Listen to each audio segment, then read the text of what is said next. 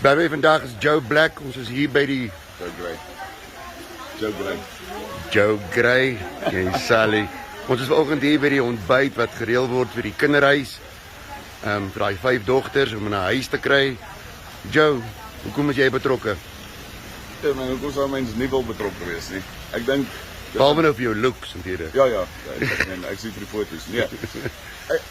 Dis iets na my hart. Ek en you Just Imagine stap hulle lank pad saam en net die hart wat ek weet hulle wil 'n verskil maak, is die feit dat my hart ingekoop is. Want mense volg nie noodwendig wat jy doen nie, hulle volg die passie waarmee jy doen. En toe ek sien die passie wat julle het op Just Imagine en die hele Dream Team het vir hierdie dogters, kan 'n mens nie anders as 'n compel te voel om jou gewig agter dit in te gooi. Dit is my fantasties en ek dink ons hier gaan wonderlike goed vanoggend gebeur met hierdie ontbyt en ons gaan net nog geld insamel. Ons gaan seker maak daar's 'n amazing huis waar die dogters en die volgende kinders wat die kinderhuis uitkom kan bly.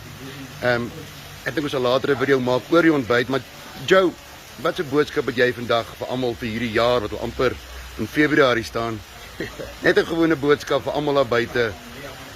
Jy sit my op die spot, maar ek het iets wat ek nou het, want ek besef, dis nie net die girls wat swaar kry, dis almal om ons wat swaar kry. En een ding waar ek nou baie top is die woorde staan vas of hou vas, of in Engels hold fast.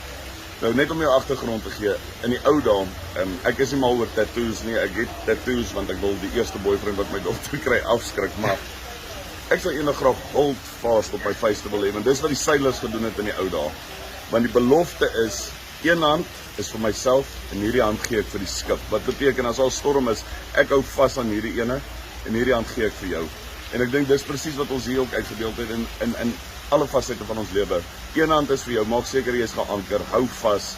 Maar hierdie hand is om ander mense op te tel, hierdie hand is om 'n verskil te maak. En so ek dink my boodskap vir almal daar is staan vas, want dieselfde woord wat hulle vir hoop gebruik in Hebreëus is dieselfde woord wat hulle gebruik vir tou.